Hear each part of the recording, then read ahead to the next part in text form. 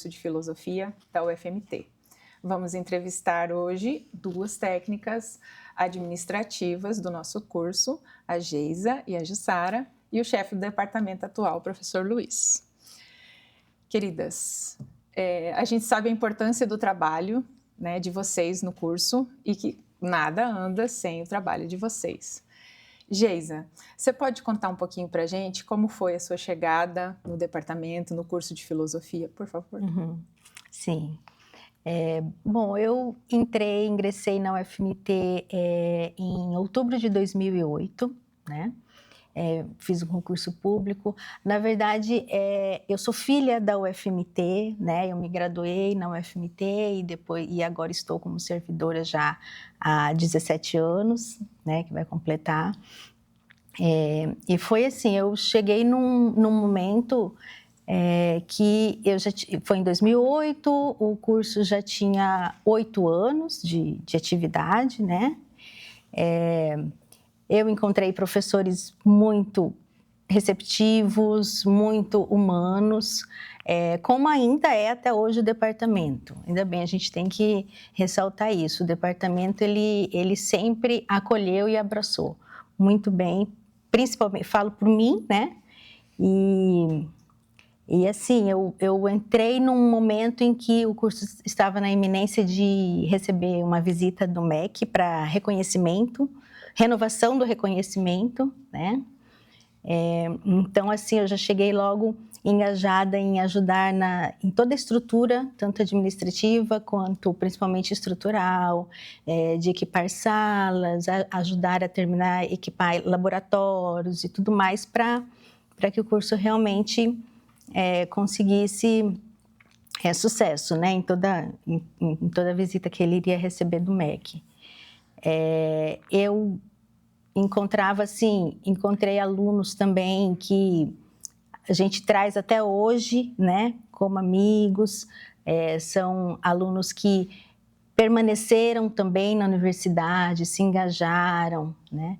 Então, assim, é um momento muito, muito bom, né, de relembrar, né? E conheci vários professores, ainda voltando ao corpo docente dos professores, eu entrei num momento que o corpo docente era diferente, muitos dos professores já foram para outras universidades, para outras instituições, né? Alguns já se aposentaram, como é o caso do professor José Leite, professor Roberto, professores que passaram por aqui, que deixaram também as suas marcas, como o professor Guilherme, professor Ricardo, professor Renato, Nazareno, Tiego, né?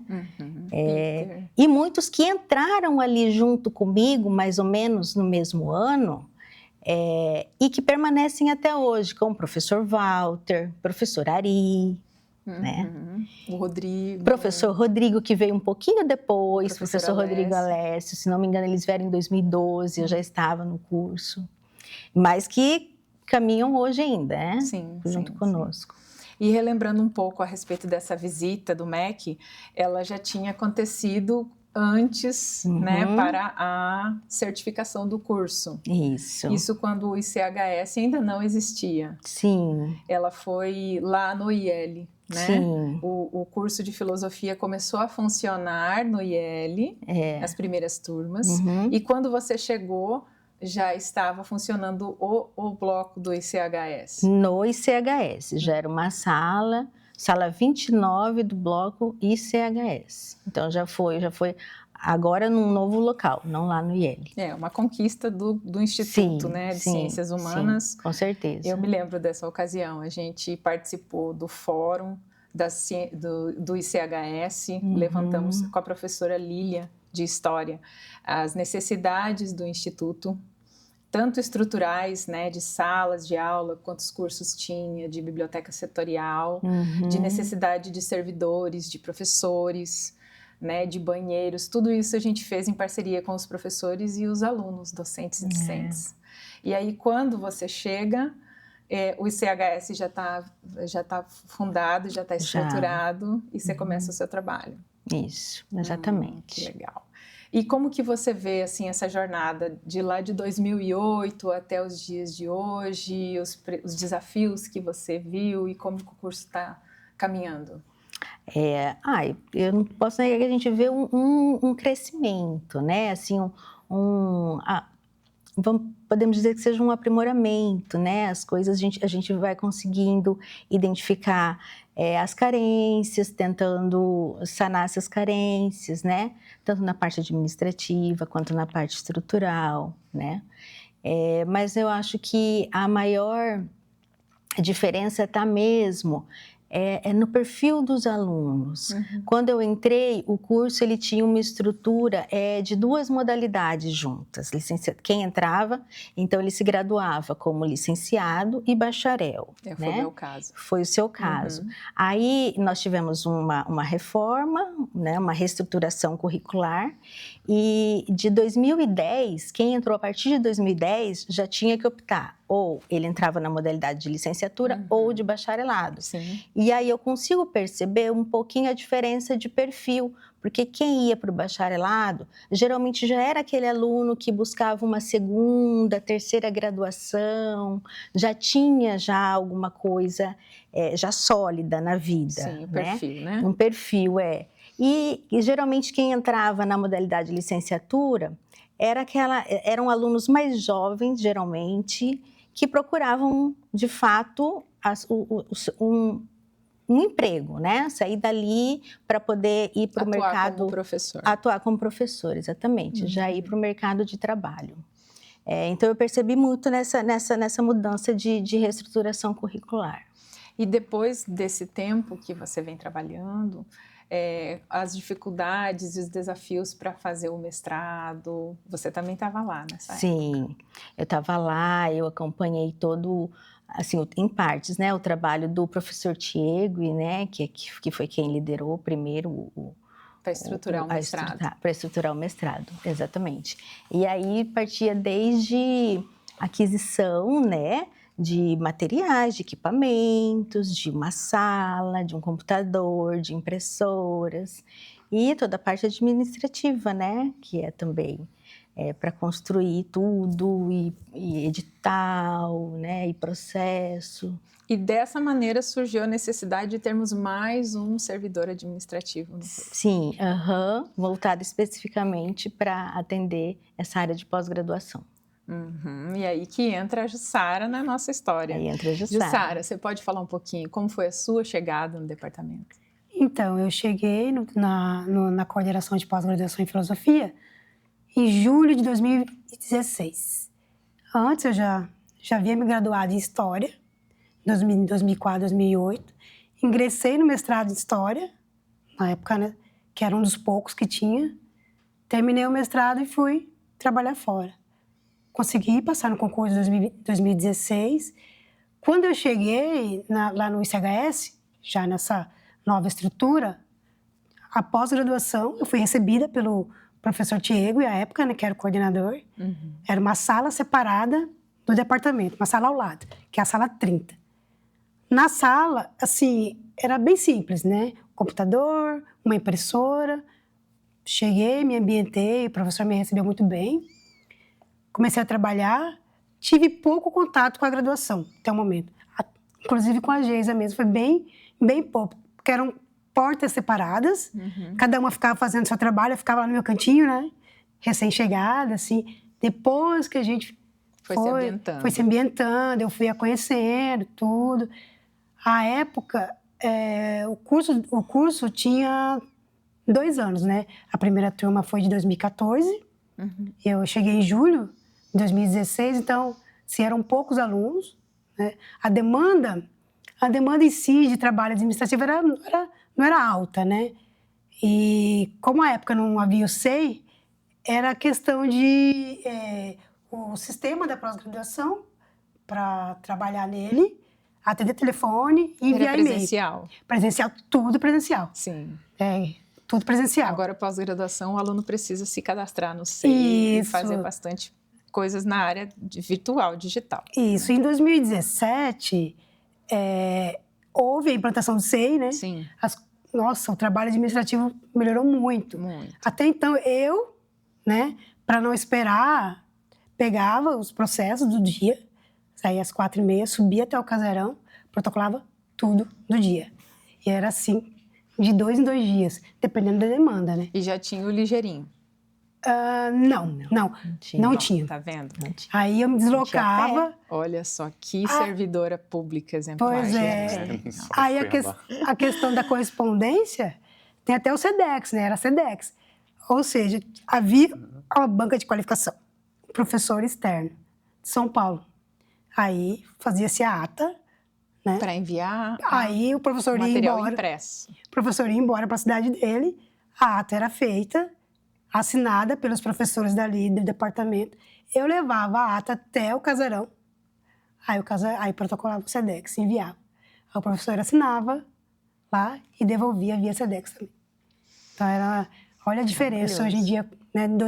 Depois de 2017, teve uma agilidade muito grande nessa questão do trabalho administrativo. Sim, eu fui aluna de CNPq, a gente passava horas na própria PG fazendo, né, toda a nossa apresentação do CNPq tinha que ser protocolado, tudo que era presencial, leva aqui no casarão, volta para o departamento. Então, as coisas vão se modernizando, né? O trabalho continua imenso, diminui um pouco de um lado, vai aumentar um pouco do outro lado. E em 2017, assim, eu senti um pouquinho assim de solidão. Por quê? Porque foi a época que ela partiu para o mestrado. Oh, meu Deus. Aí, ou seja, da graduação, era muito pouco contato. Porque os professores chegavam, trabalhavam ali do lado, e eu ficava ali naquela sala separada, trabalhando ali nas questões da pós. Então, foram 2 anos eu, de forma sacerdócio. Solitária ali, sem nenhum companheiro, ali trabalhando quietinha ali na sala. E o trabalho sendo feito. Que bom. É isso que importa, né? É. E tudo acontecendo na graduação, no mestrado. Aí eu não ficava sabendo de muita coisa da graduação. Diferente de hoje, que a gente uniu as secretarias, né, com a jornada contínua. Agora a gente tem o maior contato, tanto eu na graduação quanto a Geisa na pós. Então separou aquela parede, derrubaram os muros. Exatamente. E agora vocês conseguem ter um convívio, né? E trocar mais, e o departamento flui também com toda a demanda. E conhecer mais professores, porque os professores da graduação eu não conhecia. Mas, né? Então, convivem tanto, né? No mesmo espaço e não se vê, né? Por conta de uma estrutura física, né? Exatamente. Eu acho que essa troca para esse novo ambiente, onde temos todos os gestores juntos na mesma sala e as 2 técnicas junto ali do lado, facilitou muito toda a comunicação entre nós. Principalmente o relacionamento, né? Então, assim, um problema que às vezes aparentava ser só da graduação, a partir do momento que ele é compartilhado, o chefe pode ajudar, a pós-graduação, de uma certa forma, pode colaborar também dentro do suporte que eles conseguem dar. Então, melhorou muito, muito, muito essa junção. Bem importante de sala, isso, né? de tudo. Uma coisa simples de resolver, né? E que bom que foi resolvido. Sim. Isso foi em 2000 e... que juntamos. Que juntou e essa parede. Ano 2023, né, gente? 23. Então, bem recente. Foi bem recente. Foi depois da pandemia. Depois da pandemia. Então, falando um pouquinho da pandemia, esse momento também foi delicado ou conseguimos... Bastante delicado. Quando veio a pandemia, a gente não sabia o que fazer, né? Porque até então, como a Jussara bem disse, o atendimento ele era todo presencial. A gente tinha muito contato, né, pessoal com os alunos. E aí, depois disso, nós tivemos que também nos inovar, né, tentar outras formas, né, de contato com os alunos. Foi aí que veio o WhatsApp institucional. Aí nós fizemos o WhatsApp institucional, começamos a atender mais por e-mail, né? Porque a situação lá, na época, exigia isso. Então, a gente fazia muito esse contato virtual. Isso é uma coisa que continua até os dias de hoje, né? Então, na verdade, eu acho que isso veio até para ficar, né? De uma forma geral na nossa vida, né? Então, esse contato, ele termina sendo também mais rápido, os alunos também na correria deles, muitas vezes não têm mais tempo de vir pessoalmente até a secretaria, né? E aí já tira uma dúvida rápida pelo WhatsApp, pelo e-mail. E aí nós fomos obrigadas a também nos abrir para essa nova tecnologia, né?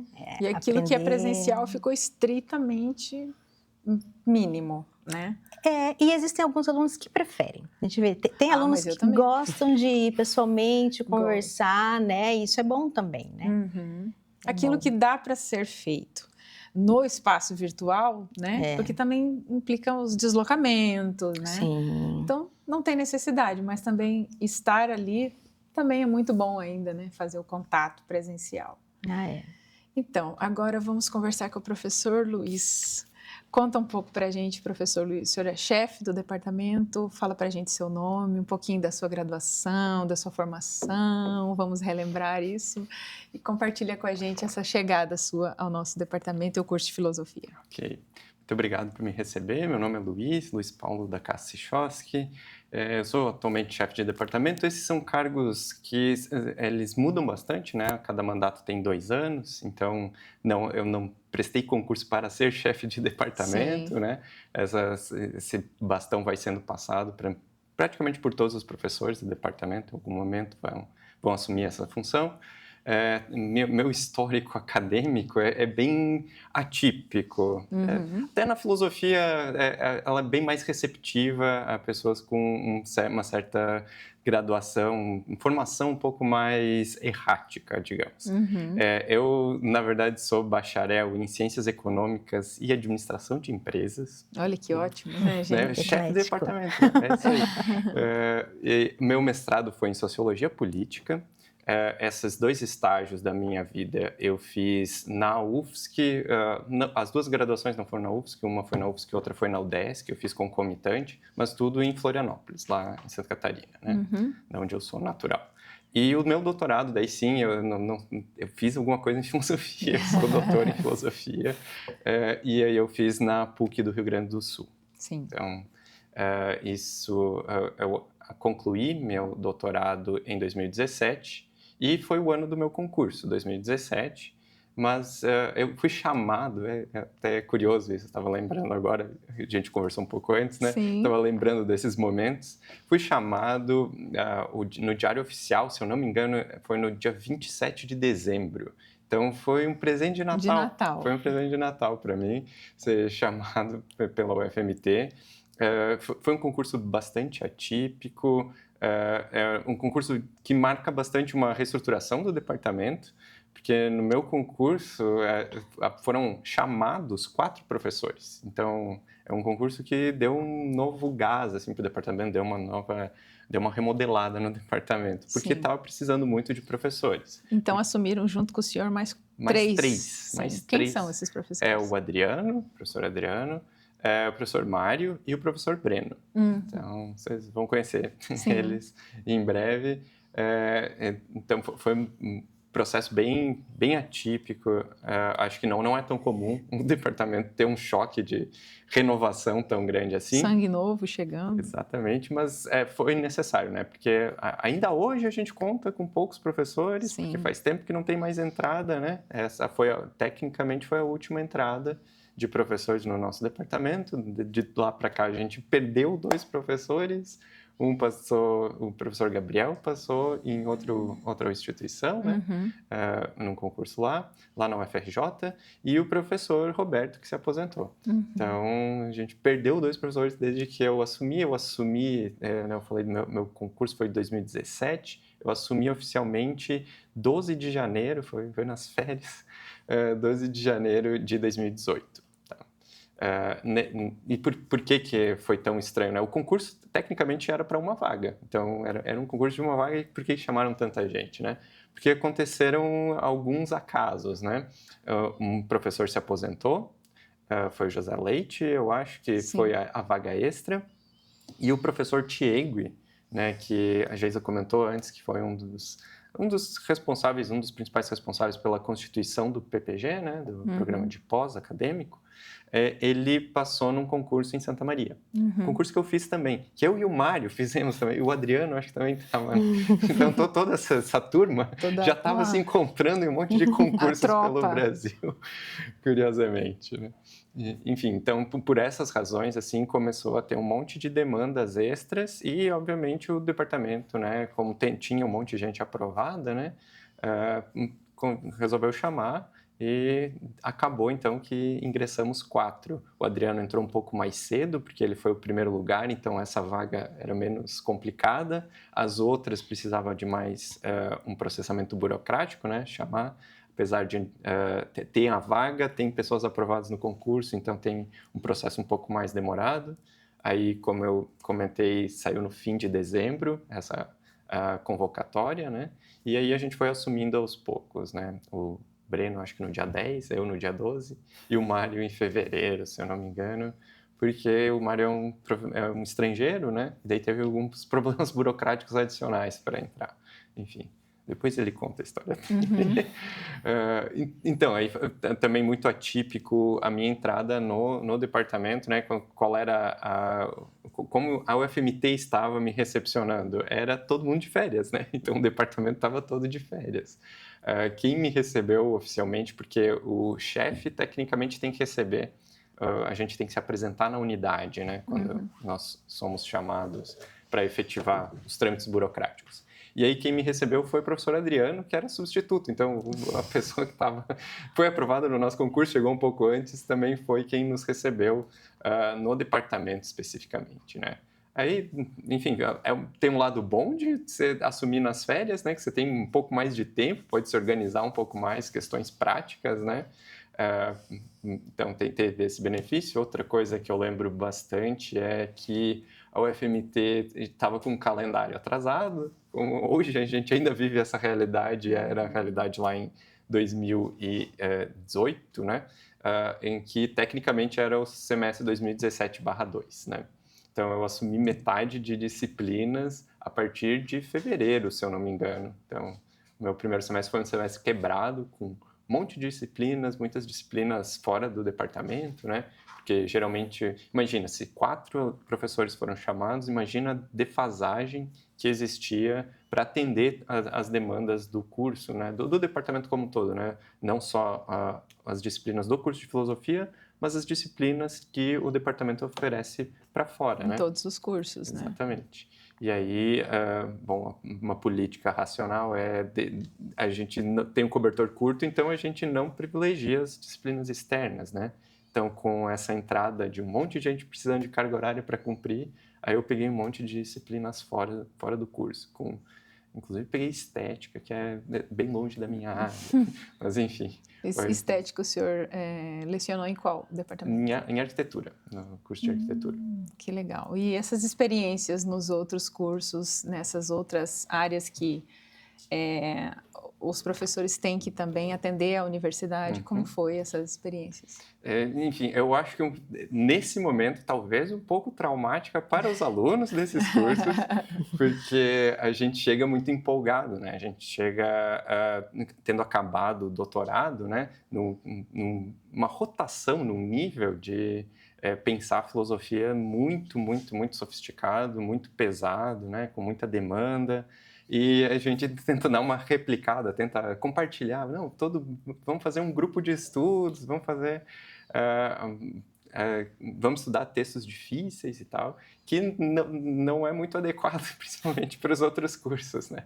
Enfim, eles nunca viram filosofia e as introduções não precisariam ser tão demandantes assim. Mas é um aprendizado que a gente vai tendo ao longo do tempo, né? De dar uma maneirada, perceber melhor o que é um estudante de filosofia, o que é um estudante de outros cursos, para dar uma adequada a exatamente o que cada um demanda, inclusive, né?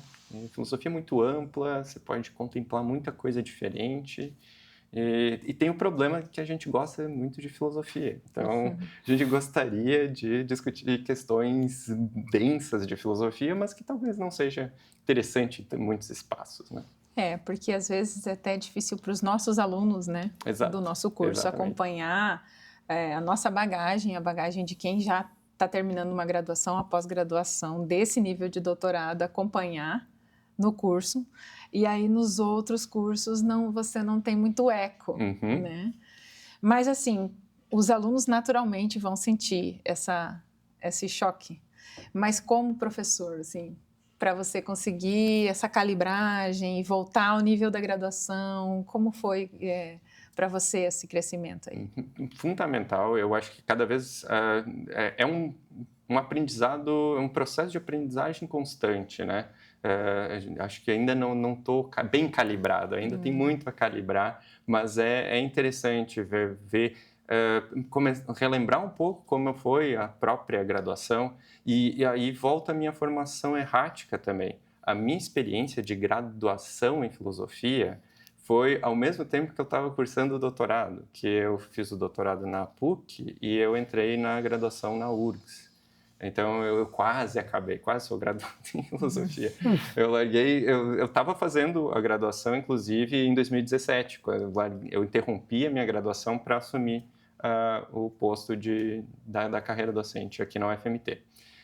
Mas, enfim, a minha experiência foi toda muito singular como estudante de filosofia, né? Eu era um graduado doutorando, então era uma coisa... Graduando doutorando, era uma coisa bem atípica, bem estranha, assim, né? Então, mas enfim, foi uma experiência boa, daí essa calibragem, né? Como é que essa experiência ainda assim pode ser interessante para mim, lembrar um pouco como é que era a realidade dos meus colegas quando eles estavam cursando, né? Aí a gente começa a lembrar esse tipo de coisa e tenta contextualizar e tentar montar os cursos da melhor maneira possível, né? Para que todos os alunos consigam aproveitar ao máximo. Bem interessante, né? A sua jornada, a sua formação, a sua história, a sua chegada aqui no... A filosofia é uma mãe, né? Recebe todo tipo de gente, né? Festa estranha com gente esquisita, né? E a gente fica bem feliz com essas contribuições.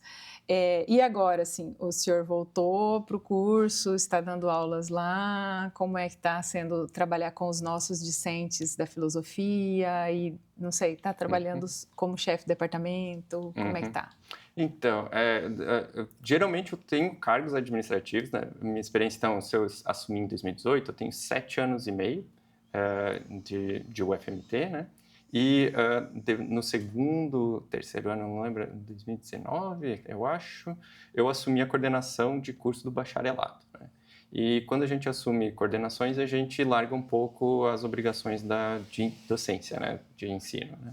Então, muito desses 7 anos eu tive cargos e fiquei um pouco distante do ensino propriamente, né? Mas ainda assim, todo professor com cargo ainda dá pelo menos uma disciplina, né? Agora, uma mudança significativa, né? Eu sempre assumi as disciplinas, particularmente da área de epistemologia.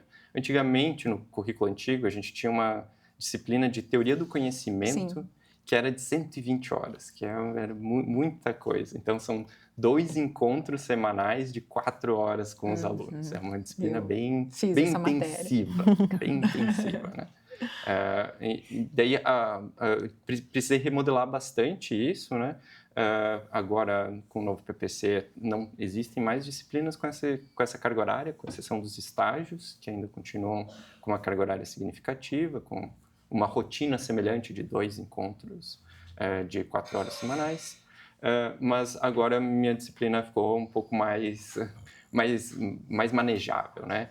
Então essa foi uma diferença bem significativa, mais demandas de adequação, de calibragem do que dá para fazer, né? Enfim, sempre na minha área de formação na PUC, basicamente o que eu me concentrei, apesar de não ter tido a trajetória na filosofia, lá eu basicamente estudei epistemologia, teoria do conhecimento, e essa é a disciplina que geralmente eu ministro, né?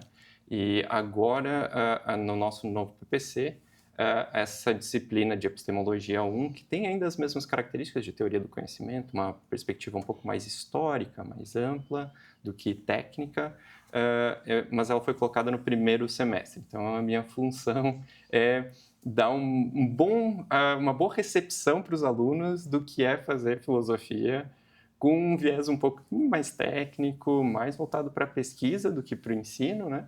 Essa é uma característica mais pessoal minha mesmo, o meu interesse em filosofia é mais esse. Então tem mais esses contornos, assim, e daí tá sendo um pouco esse primeiro choque do calouro é disciplina de epistemologia 1 comigo, o que geralmente nos outros cursos é a função da lógica, né? Quando chega em lógica, o pessoal começa a rever, será que é isso mesmo que eu quero para mim? E aí eu peguei um pouco dessa função. Será que eu pulo desse barco ou fico no barco? Exatamente. Mais então, ou menos essa disciplina de teoria do conhecimento, ela mudou de nome, de nomenclatura e de carga horária também. É isso, deu uma boa remodelada. PPC mudou bastante coisa, a estrutura geral do curso mudou. É epistemologia 1 e 2? É isso, agora é epistemologia 1 e 2. Antigamente então, era 60 horas cada um? 64. E antigamente era a teoria do conhecimento, que era 120, e tinha epistemologia também. Então, a epistemologia continuou parecida, só mudou a teoria do conhecimento. Mas teve outras áreas que mudou bastante também. Teve muitos cortes de carga horária, né? Remodelação no curso. Então, o que dá para falar dessa remodelação, né? A nossa tentativa foi deixar o curso um pouco mais aberto, na verdade, né? Tentar tirar essas disciplinas tão grandes e oferecer mais optativas, né? Então, deixar um pouco mais flexível a estrutura do curso, né? Eu acho que isso que é um detalhe interessante. Tem aquelas disciplinas do tronco comum que a gente sempre fala, né? Como se tivesse sido feito umas podas para que novos galhos fossem sendo remodelados, né? Assim também com as exigências do MEC, né? Porque o MEC vem fazer as visitas e ele tem os seus parâmetros e o curso tem que também seguir essas novas diretrizes, né? Muito bom. E agora, assim, como que o senhor pode ver a caminhada do nosso curso, do nosso departamento, com a implementação do mestrado profissional, do mestrado acadêmico, e essa grande conquista, esse prêmio, assim, eu considero, na minha opinião, um coroamento do nosso curso, né? Com 25 anos de curso, a gente ter um doutorado, uma coisa tão legal como a sua visão como chefe do departamento, todo esse histórico e essa chegada nesse momento.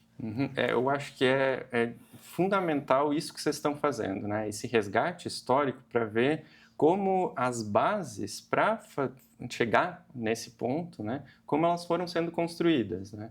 Eu acho que são momentos como esses, que a iniciativa de vocês, né, em especial da professora Cristina, que está puxando bastante esse projeto, e sempre ouvindo a Cristina, o Roberto, né, que são hoje... Bom, o Roberto já se aposentou, mas enfim, o pessoal que está desde do início, né, é muito bom ouvir e tentar entender um pouco como realmente foi importante, né, toda essa sedimentação mesmo, né, ter uma base sólida para a gente poder trabalhar com essas novas estruturas, né? Poder crescer o curso, crescer a filosofia dentro da UFMT, né? Então, eu não acompanhei muito desse processo, né? Eu estou colhendo os frutos das sementes que foram plantadas anteriormente, né? Mas enfim, é evidente que todo esse trabalho foi fundamental para resultar nisso que a gente está vendo hoje, né? A gente acabou, com a lembrança da Jussara, né, de rastrear um pouquinho como é que foi a constituição do mestrado profissional, né, do PPG, do Programa de Pós-Graduação em Filosofia Acadêmico, né, como é recente isso, é muito recente e como uma boa base pode impulsionar muito rápido, né, a constituição do doutorado, por exemplo, né? Então, eu acho que é muito mais essa reflexão, assim, de como foi importante todo esse processo, como teve muito trabalho, que eu não vi, mas a gente agora consegue ouvir os relatos de como foi todo esse trabalho para dar as bases para que hoje a gente tenha uma estrutura bem significativa, né?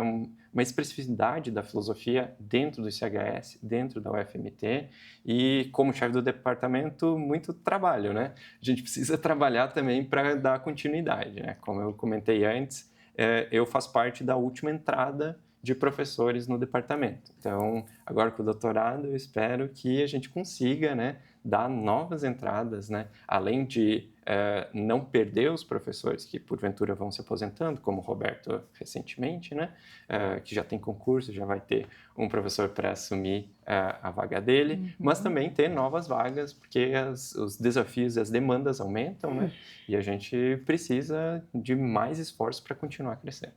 Sim, sim, com certeza. E vocês, queridas, como que vocês veem essa nova chegada do doutorado, essas novas demandas e o trabalho que todo mundo tem que fazer, né? Os professores, os técnicos, para esse curso continuar sendo um farol, né? De formação de profissionais para que se espalhem pelo estado e por todos os outros lugares do Brasil também, né? Olha, a chegada desses professores em 2018, acredito que foi aí que começou o crescimento do mestrado do PPG. Porque chegaram o Luiz, o Breno, o Adriano, e todos no mesmo ano, em 2018, já se credenciaram. Eu acredito que foi a partir daí, desse ano, que a gente começou realmente a crescer.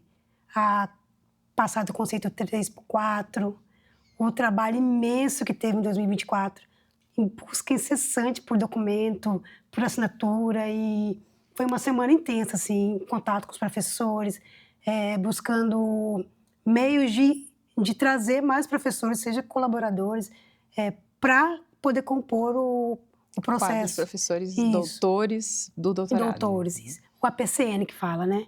Para montar o APCN e submeter à avaliação da CAPES. APCN... é o projeto que se monta para cursos novos de pós-graduação. E aí esse processo foi bem longo, o professor Adriano... Aquelas horas imensas de leitura de documentos, e organização, e protocolação de... Ele estava com um pouco de receio de não conseguir, mas aí ele decidiu fazer, né? Foi até o fim, conseguiu. Aí, final de 2024, foi aprovado aqui. E agora, em março de 2025 desse ano, saiu a portaria do MEC. E aí, agora, 2025/2, já lançamos o primeiro edital, a primeira turma. Que, inclusive, vários inscritos com 10 aprovados. Foi sucesso. Sim. Então, poucas vagas, podia ter mais, né?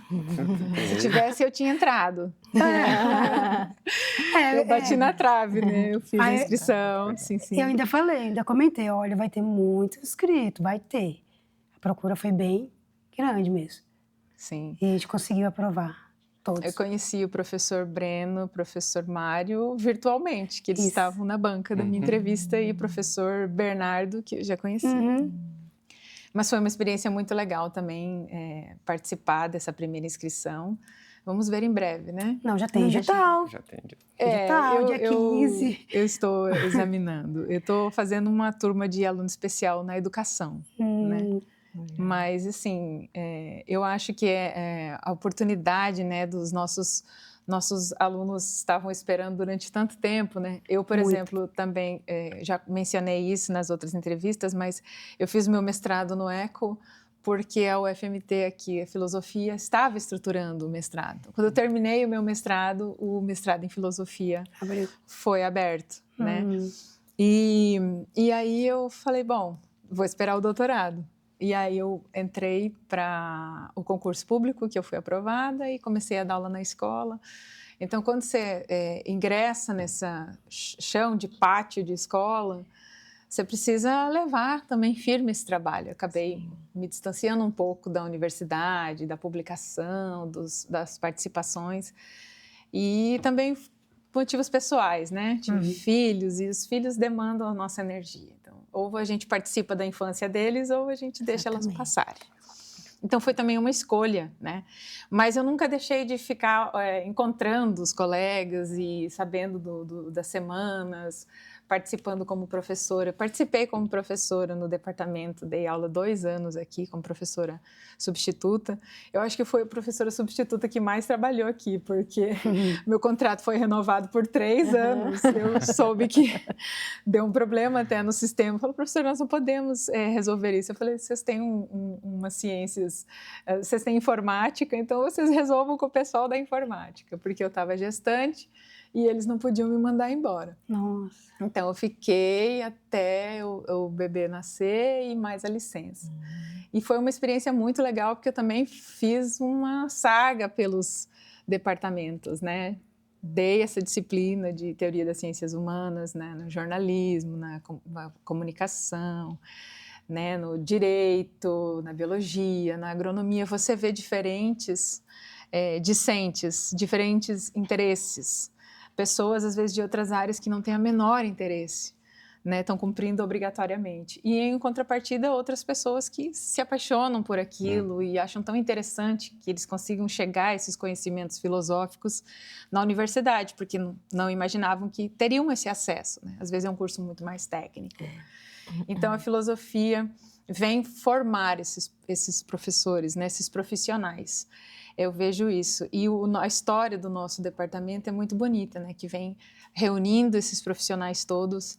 Como o senhor falou, o senhor não estava aqui no começo, mas no momento certo a gente precisa das pessoas que recebem o bastão lá na frente, porque o desafio lá na frente é outro e também muito difícil, talvez tão difícil quanto os da origem. Então a gente fica bem feliz e grato, né, por todo o trabalho de vocês. Seja bem-vindo, professor. Espero que o senhor continue somando com a filosofia, com o nosso curso, tá bom? Muito grata a todos.